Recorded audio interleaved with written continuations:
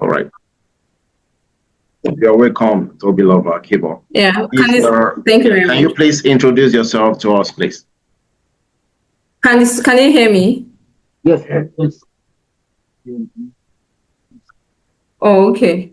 Okay, I think also because your screen has that blurring at the back, I can't see the other students. I can only see one person. How can I remove the blur?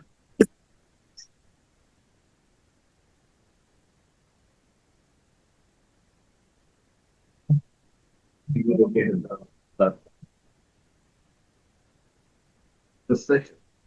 think the settings. Yes, there's a set. I can't even remember where exactly it is, but there's a setting that you have to remove the blur so that you, at least I'll be able to see everybody and look good. Wait, that's a minute. Change.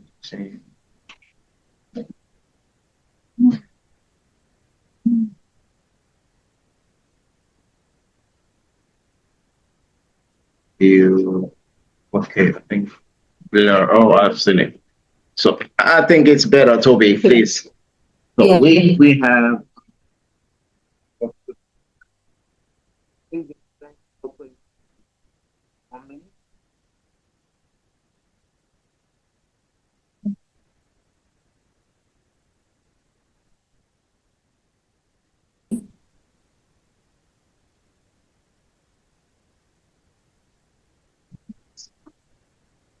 Hello.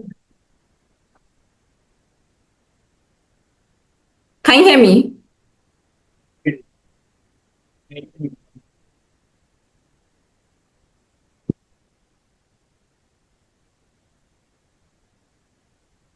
yeah.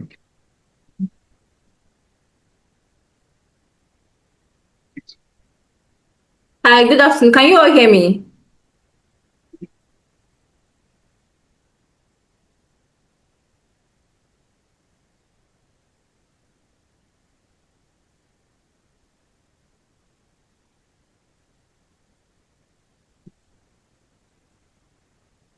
Hello.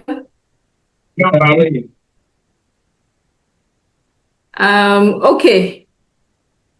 I'm not sure if you can hear me actually. Yes, we can hear you, Toby. Please. Oh, okay, great. Thanks. Good afternoon, everybody. My name is Tobiloba Akibo, as Dr. Additional has earlier mentioned. I don't have any presentation, so I'm basically just, running on vibes, but I will try my best to kind of encapsulate, what exactly you want to hear, and hopefully I'm actually able to help everybody here. Okay, so my name is Tobiloba Akibo. I'm a landscape architect. I finished from University of Lagos for my master's in landscape architecture.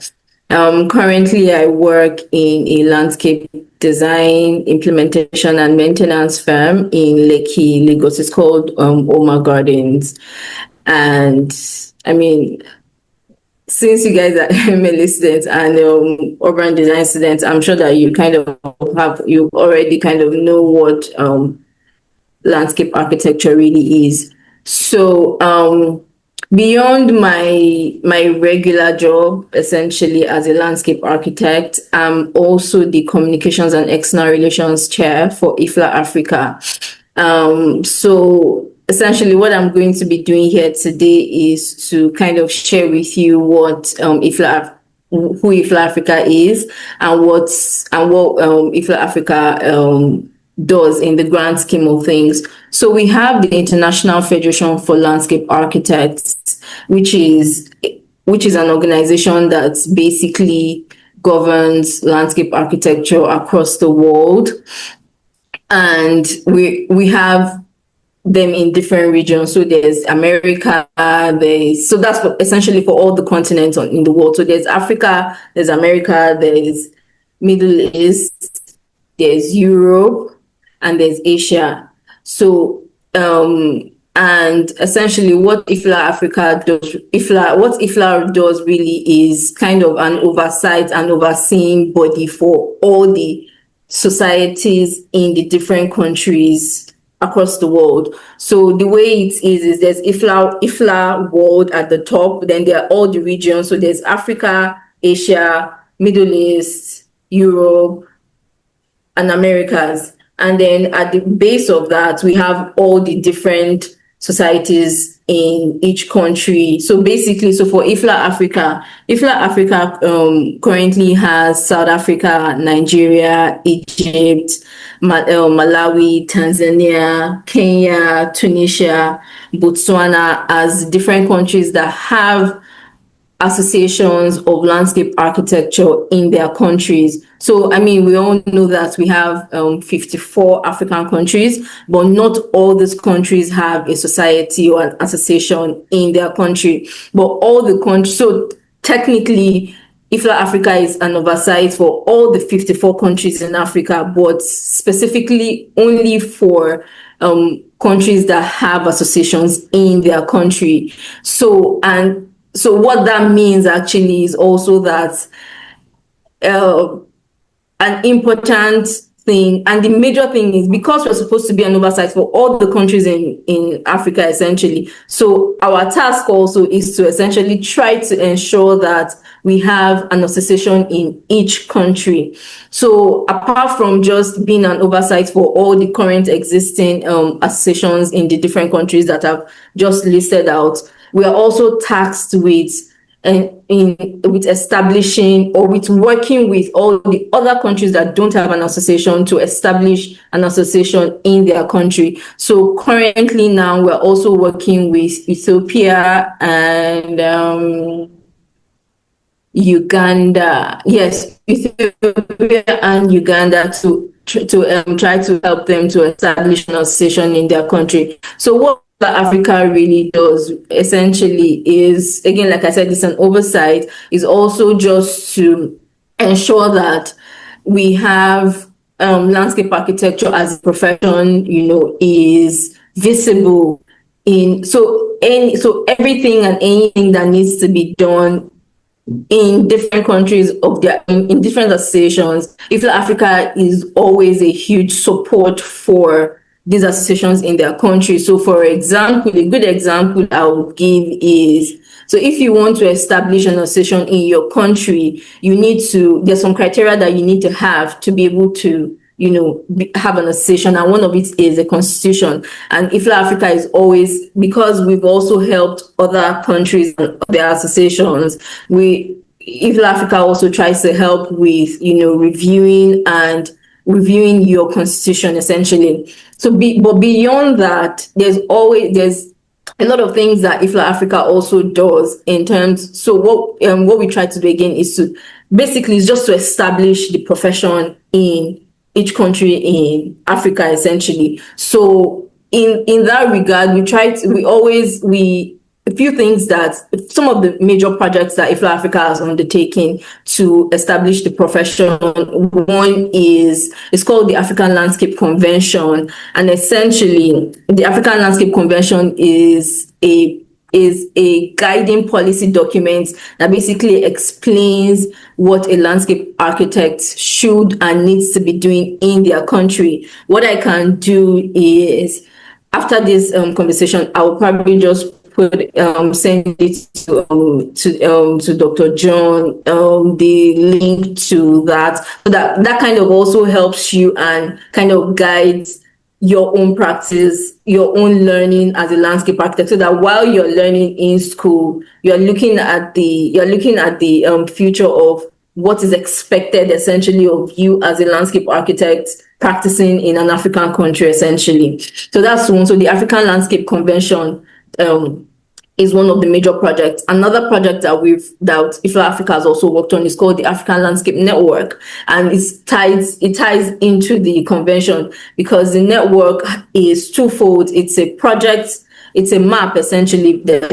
So we have a project map and an individual map. So the individual map essentially is looking at is saying that, okay, all the landscape architects that we have in Africa, where are they? Who are they? So this map essentially, so you can put yourself on the map as a landscape architect and anybody can see it across the world, really. And that's some of these projects that we work on, because we work on this project with IFLA World. You then have the opportunity also for visibility beyond African countries. So the African Landscape Network essentially does that for you as for the individual map. And then the second thing also is the project map. So the project map, essentially, we have this criteria. So again, focus for that is also the African Landscape Convention, the criteria, and also the SDGs. So I believe that some you guys will know about the Sustainable Development Goals. So we have some of this. So this criteria is, so you essentially what that map does is that you can impute some projects that you have done or you worked with in collaboration with some other professions, and essentially put it on the map to say that, okay, this project falls within the criteria that is listed under the convention of the African Landscape Convention and also the SDGs. And again, it's the major thing is the main reason why these projects are, why we embarked on this project really is essentially to say that we have landscape architects. These are the kind of things that this is the kind of work that a landscape architect can do, and these are the kind of things that we actually do. And it focuses on even visibility for you as the landscape architect. So this kind of the projects that you see on the map, again, I will basically just share the links of all of these things so that you can get acquainted with it. So it cuts across different projects. It cuts across heritage projects. It cuts across transportation projects. It cuts across garden design. It cuts across sustainability projects. It cuts across water projects. It cuts across even gender projects also. So that is the African Landscape Network. Now, the third and final project that the IFLA Africa has embarked on that I will be sharing with you is the African Journal for Landscape Architecture. So it's very, very important, so now the crux of the reason why these projects are being worked on essentially is to show you that, we have landscape architects. These are the kind of things that we do. And it's also very, very important that even beyond other professions also, it's very important that, we are carried along on this kind of project, because what you realize, and I don't know if it's the same thing for some of you. I have a background in architecture, and you realize that some of these projects you are only able to get on them because you have like an architecture degree or something like that. But as a landscape, then you now have to start selling yourself as a landscape architect to your other colleagues. So what the African Landscape Network does, what the African Journal for Landscape Architecture does also is to ensure that there is visibility for landscape architects. Again, it's very, very important. Landscape architecture as a profession itself, even across the world, is a very nascent profession, and then it's even worse in a lot of the African countries because most people are just learning what landscape architecture is. So it's very, very important that, the core of what IFLA Africa does essentially is to ensure that, we're able to put the word out there that this is what a landscape architect does, and these are the things that we can possibly do. So the African Journal for Landscape Architecture, essentially, that's what it's called. It's a journal, right? So it is a journal where we publish, I think we publish twice a year, and for every editorial we have about between 10 to 15 articles from different for each editorial essentially has a theme. So I think the next one that's coming out is going to be on urban design, actually. And actually, that might have been a good one for some of you because, again, it's also the relationship between landscape architecture and urban design. And so the editors publish the article, publish the journal twice a year, and there's always a call for that, you know. So basically, depending on what the theme is, it could either be a project, an opinion piece, or even a review of a book. And I think it's very, very important, because while this is not double peer reviewed and blind reviewed and all of that, it is peer reviewed, but it's just not as rigorous as academia. But it is a journal that is rigorous enough to essentially share the kind of things that people do across Africa.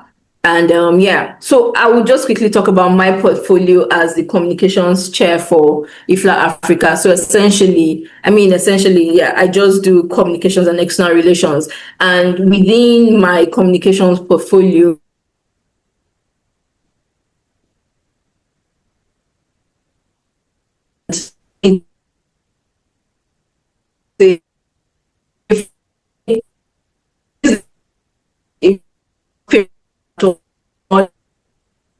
academia, rigorous, anything. So I'm always looking for, you know, people to send me articles on on landscape architecture, on projects that you're working on, pretty much anything, as long as it's related to landscape architecture in Africa. And we publish that every month. So like I said, that is not as rigorous as the journal, but it does get some editing, but a lot of it is mostly opinion. So it's like, oh, your opinion on, you could write about literally anything about landscape architecture or urban design, you know, in Africa, really. Your opinion about, you know, the what landscape architecture looks like in your country, for example. Or it could be an event that is focused on landscape architecture, where you are, and you can send an article on that. You can yeah, pretty much anything, as long as it is related to landscape architecture in Africa. I think the main thing is to share some of these links with you. So essentially, what I am doing here for you is just to kind of, you know, whet your appetite on the possibilities beyond school. So it's like, these are some of the other things that, you know, these are the things that we do to ensure that even those of students, once you finish from school, there's something waiting for you, right? So it's not just looking for projects once you're graduated. There's so many other different avenues to landscape architecture, and I believe that, you know, your lecturers will take care of kind of sharing what kind of projects that you can work on as a landscape architect, either be it in sustainability, be it in impact assessment, be it in heritage, be it in public open spaces, you know, be it in policy making also, you know, that's a huge, very important aspect of even this thing. Is like, if we're not in the room when you're making policies, so what then is the point of, you know, the school that we've been going to for so many years, and the, you know, the practice that we've been doing. So policy making is a very, very important part. It's very, very important that we landscape architects and, you know, those of us in urban design and all of that, we are in the room when these policies are being made, because these policies affect us. A very good example of one is the newsletter I published this month, February. The president of SLAN, Amos Alao, wrote an article in that newsletter talking about how policy affected a green space that they had been working on in Abuja for a couple of months. And in less than a week, the whole place was completely bulldozed. Again, because this policy, even so when these policies are being made, also even to protect, you know, these policies that are being made for the work that we do. So yeah, that's in a nutshell, I was supposed to spend just 10 minutes, but I've done a bit more than that. And I'm happy to answer any questions that you might have. And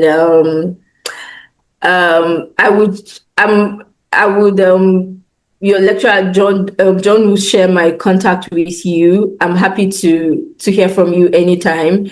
Happy to, just listen and support. Pretty much that's it. Thank you very much.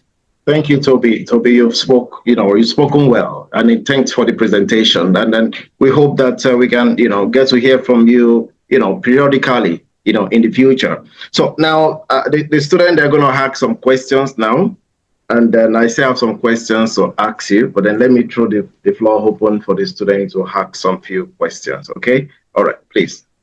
Do that. Good afternoon, Toby, and thank you so much for the presentation. Good afternoon. My name is Precious, and I have a question. And the question is, is IFLA a platform for us to connect with other students or professionals from other African countries? Okay, very good question. Is that all? Yes, that'll be all. Okay, yeah. Good. I would answer that. So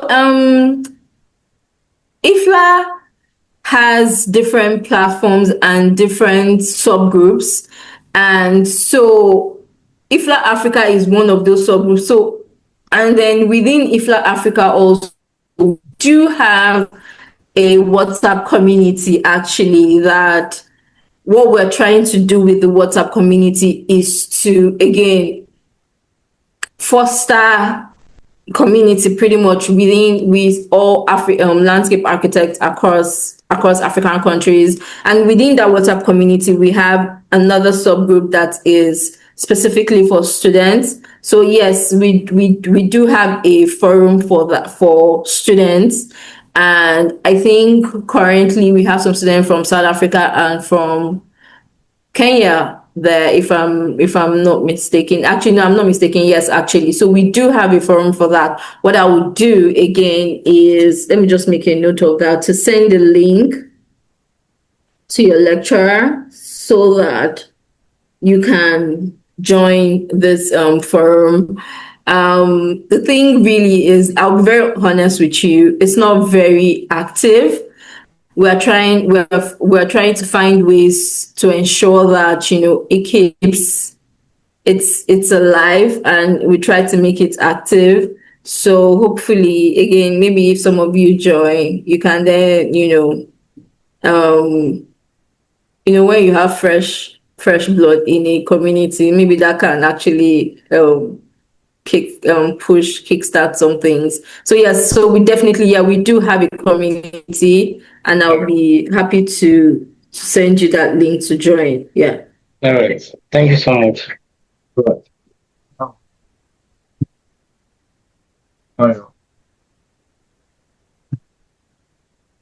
Yeah.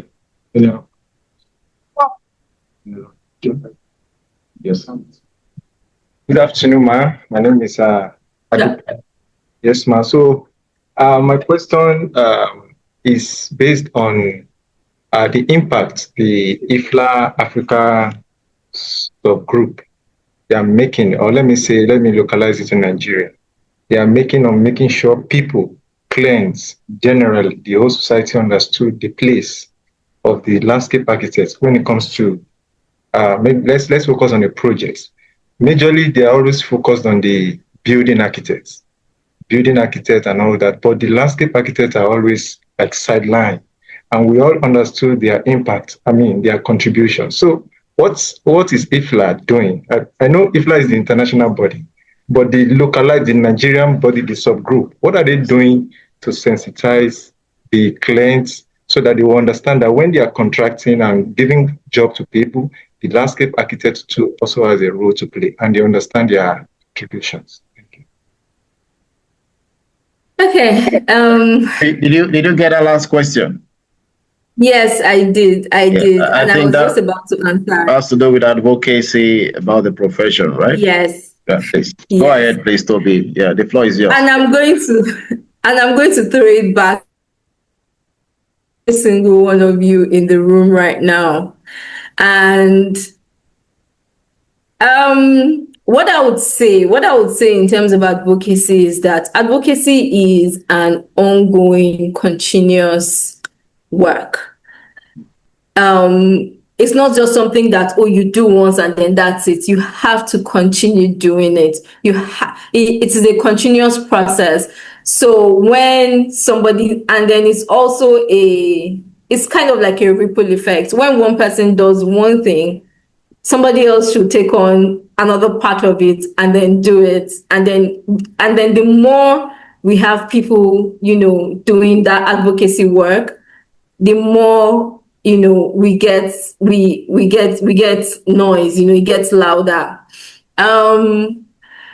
I would say that for the Society of Landscape Architects of Nigeria, which is the association for Nigeria, I would say that we've done a lot of work, and we're still doing a lot of work. And which is why I said I want to throw it back to you guys, especially to the person that asked the question and is like, what are you doing in your own little corner of Lagos in the world to make sure that at least one person knows that you're a landscape architect or you're studying landscape architecture and knows what you do? Like I said it previously that, you have to keep, preaching the gospel. That's literally what a lot of the rest. I'm sure that even your lecturer will tell you too that, every room that you're in, unfortunately, most times I'm the only landscape architect in the room. So I have to say, oh, this is what I do. I have to, I'm not a very, outgoing, jovial person, but I have to be that person because of the profession. Which is why, again, for me, like, I'm always happy to speak to students. So when Dr. John reached out to me that, oh, he wants me, I was like, happy to do that. In fact, I could have come physically, just because of a few, one or two logistics issues. But that's the thing. So you have to be happy to do it, to want to do it. It's a thankless job. The work that we do in IFLA Africa is volunteer. We don't get paid. So what I'm doing is advocacy work, right? So everybody has a part to play. And I think that, but even just beyond that, in terms of like, practically, realistically, what is SLAN doing? Next year we have, so every 2 years, IFLA Africa has a conference every 2 years. The last one was last year in Pretoria, South Africa, and the next one is going to be in Nigeria next year. It's still in the planning phases, obviously. So you guys are going to be the ones on ground doing the work. I hope you're ready, and I hope you're, yes, we are excited to do that work. So that is how advocacy happens. That's how advocacy happens, being on ground to volunteer. When there's something needed from you, you're happy to support, financially, with your intellect, with your time, and all of that. So that is, but apart from that, even in the past, we've, SLAN has always done several advocacy webinars, several advocacy workshops, several advocacy projects, essentially, and for most of the time, it's usually like an individual that takes on that mantle to say that, okay, you know what, I want to do a quick, seminar, that basically educates people what landscape architecture is, what we do as landscape architects. You can set up a blog, you can launch a podcast. I did that. I did it for a year or two. I have a podcast that is just like out there in the world, and anybody could listen to it and know what a landscape architect what I do as a landscape architect in Nigeria. So what I would say is that everybody has a part to play, and we should all do something. Thank you. All right, Toby. Thanks a lot. You've done so well today, and I can assure you that the next one will take care of all your logistics, and then we'll bring you here, because the student want to see you physically. They want to. I've actually hyped you. I said, you're working. You're doing quite a lot in IFLA Africa, and I can see what you're doing. We are following you everywhere, and then keep doing the good work. Please keep it up. Thank you so much. Thanks so much. I think there's no other question now. We can wrap it up, and then we'll meet again in the future. If there are any other question, I will give your contacts to the students so they can have a one-on-one mentoring, and you can be, be like, their mentors, and then they will be talking to you in the future. Thank you so much. Thank you very much. Just the last thing I would say is that I would share all these links with you, yes, so please. You can share with the students. Yes, please. And if they do have any questions after that, I'm happy to answer any other questions. Yes, please. All right, Toby. Stay safe and have a great time. Yeah, bye. Yes, you too. Have a good day. Yes, bye.